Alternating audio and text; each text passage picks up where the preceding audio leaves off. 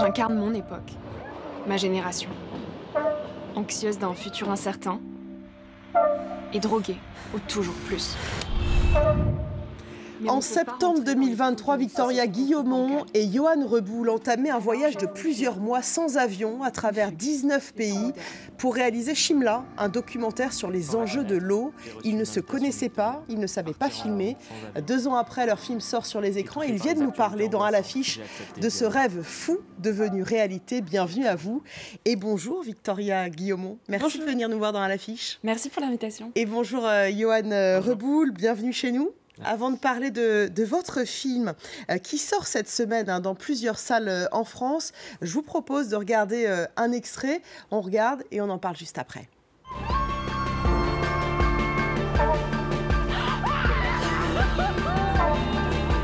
On prend tous la route pour réparer quelque chose en soi. Pendant ces heures de train, on n'est pas parti au bout du monde, mais au bout de nous-mêmes. On a trouvé sur la route ce qu'on ne cherchait pas.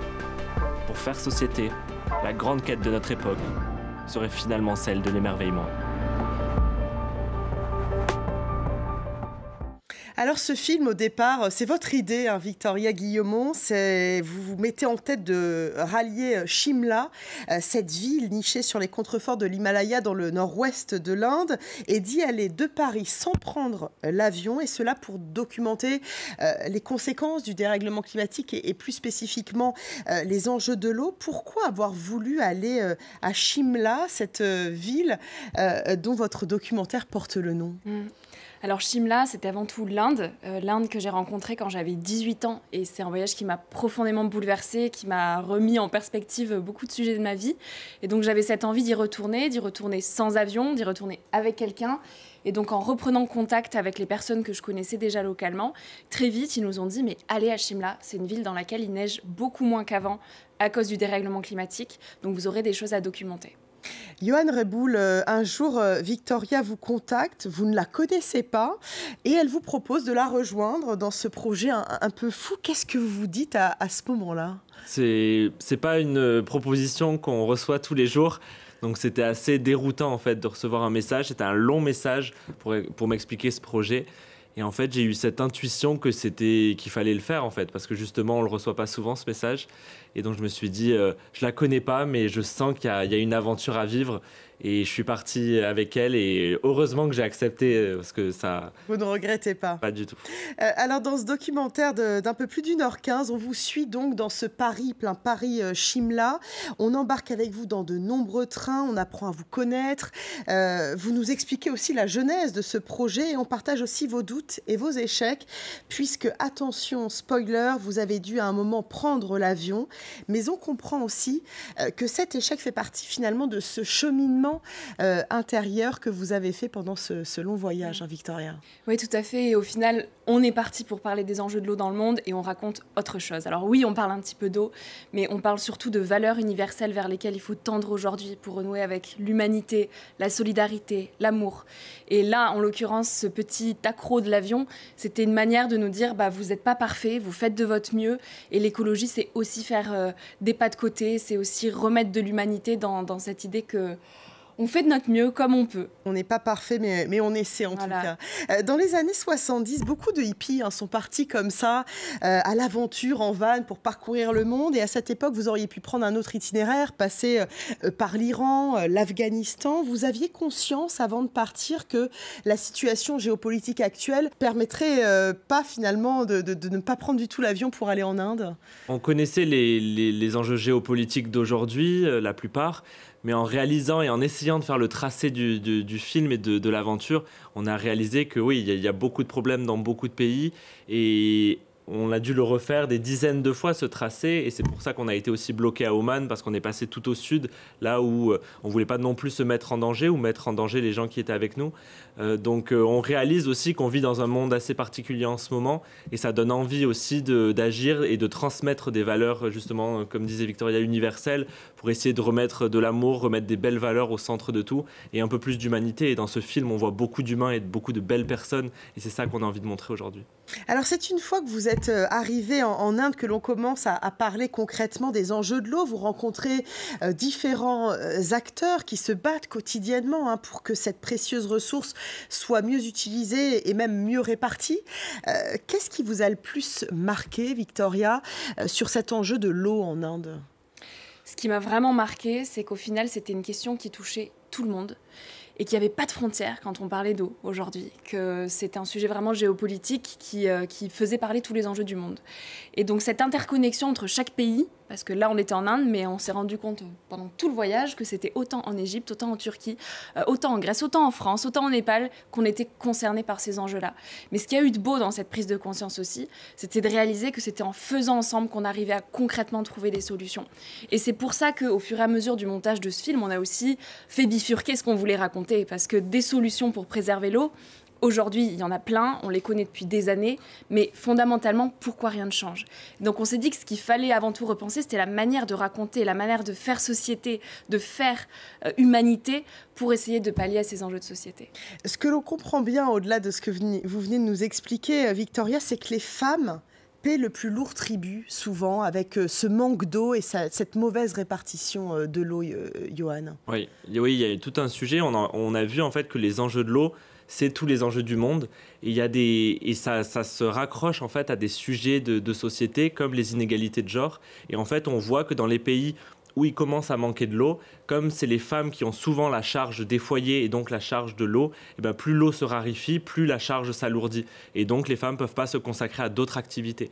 Et donc c'était assez impactant de voir que en fait, l'eau va mener à bien d'autres problèmes que juste le fait de boire. Alors, Johan et Victoria, on vous connaissait déjà sur France 24 puisque l'une de nos journalistes vous avait suivi lors de la COP28 qui se déroulait à Dubaï en 2023 pendant votre périple, justement. Vous aviez d'ailleurs fait un détour pour aller à cette COP. On va regarder un extrait de ce reportage et puis on en parle après. La COP, elle est très importante, mais on est encore dans... J'ai l'impression un univers où on ne parle pas assez de sobriété, on parle des solutions, on parle de... Voilà, on pourra trouver cette technique pour utiliser moins de CO2, mais on ne parle pas de sobriété en fait, et de vivre avec moins, de moins consommer. Et je pense que c'était important de diffuser ce message ici à Dubaï. 2 ans plus tard, ce message de sobriété n'a pas l'air d'avoir vraiment été entendu, Victoria. Non, malheureusement. Peut-être parce qu'on n'en parle pas comme il faut, peut-être parce que les mots qui sont employés sont encore trop clivants, sont encore trop mal compris. Et c'est aussi l'intention qu'on avait avec ce documentaire. C'était de démocratiser le sujet de l'écologie pour qu'il arrête de mettre les gens les uns contre les autres, pour qu'il arrête de culpabiliser, pour qu'il arrête de dire que c'est noir et c'est blanc, il y a des méchants et des gentils, mais en disant que c'est avant tout une philosophie de vie. Et la sobriété, aujourd'hui, c'est pas un gros mot, c'est une manière d'être au monde, c'est une conscience dans ce qu'on fait, dans ce qu'on est, de notre entourage, de comment on mange, comment on s'habille. Et ça ne rend pas malheureux, bien au contraire, ça nous permet de nous réaligner à des choses vraiment essentielles. Donc la manière de parler de la sobriété est importante aujourd'hui. Alors vous, Johan, justement, pour parler de cette sobriété, votre truc, c'est l'humour. Vous êtes créateur de contenu, vous avez, sur Instagram, on vous appelle le jeune engagé. Je vous propose de regarder une petite vidéo pour voir à quoi ça ressemble et puis on en parle.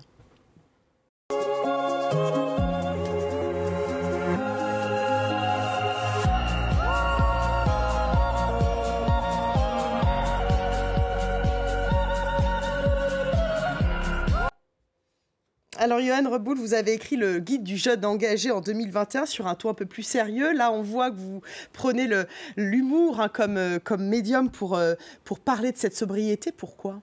Parce que je pense que l'humour, c'est un moyen très efficace en fait, de faire passer un message. Justement, il y a toujours ces questions de culpabilité quand on parle d'écologie, c'est contraignant, c'est quelque chose de...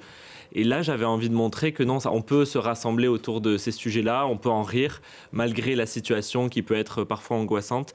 Et j'ai réalisé avec mon compte Le Jeune Engagé qu'on pouvait rassembler. Et j'aime faire de l'humour et je trouve que le message passe très bien. Et j'arrive à toucher des personnes qui ne sont pas forcément sensibles à ces questions-là.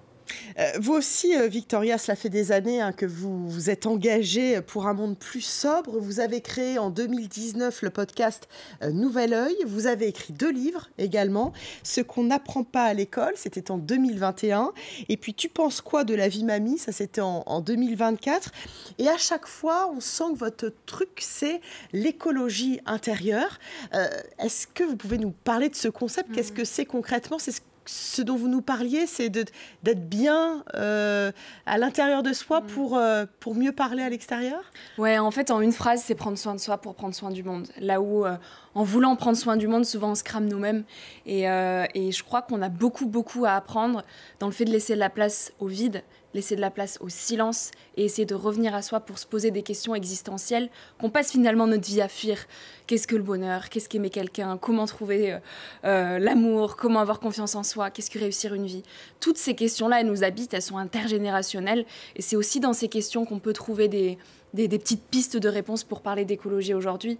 Et je suis convaincue que quelqu'un qui est heureux, quelqu'un qui émane la joie, c'est quelqu'un qui impacte le monde. On n'est jamais aussi doué dans ce qu'on fait que quand on est habité par ce qu'on fait. Mais est-ce que vous pensez que c'est suffisant pour sauver le monde? Certains vous diront peut-être que vous êtes un peu naïve ou un peu... Tous les jours.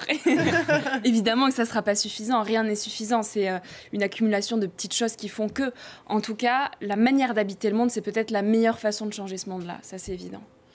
Merci beaucoup Victoria Guillaumont, merci Yoann Reboul d'être venu nous voir dans À l'affiche. Votre film Shimla sort sur les écrans ce mercredi. Vous allez d'ailleurs faire un tour de France dans les salles obscures pour le présenter. En train bien sûr, j'imagine. Oui. Bien sûr. Pas d'avion pour faire Paris-Nice. Pas de jet privé, c'est pas prévu. Et on se quitte avec votre coup de cœur. On vous a demandé de choisir votre coup de cœur du moment et vous avez choisi de nous parler d'Inaction, co-réalisée par Célia Poncelin et Léo Primard. Pourquoi avoir choisi ce coup de cœur? Alors ce coup de cœur, c'est aussi un coup de cœur humain. Célia et Léo, ils se sont lancés dans la réalisation aussi de leur film en même temps que nous, c'est mes anciens colocs.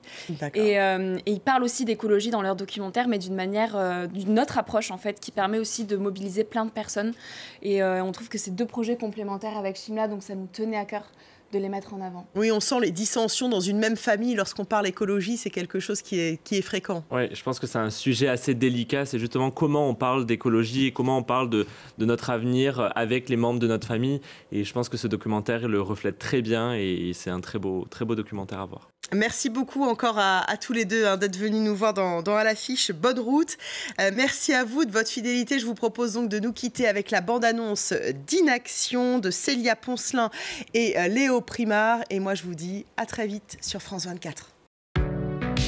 Nous, c'est Célia et Léo. Et il y a 5 ans, on a tout changé pour un mode de vie plus respectueux de la planète. Mais évoquer ce sujet en famille est souvent source de tension. Et j'ai aussi l'impression que t'as pas grand monde qui a l'air concerné par la chose. À mon niveau, je peux pas faire grand-chose en fait. C'est vrai que ça s'accélère. Alors une question nous obsède. Face à l'urgence, pourquoi sommes-nous collectivement figés dans l'inaction? En fait, souvent, on a tendance à sous-estimer à quel point on peut être le modèle de quelqu'un. Ce que nous devons changer, ce sont les comportements.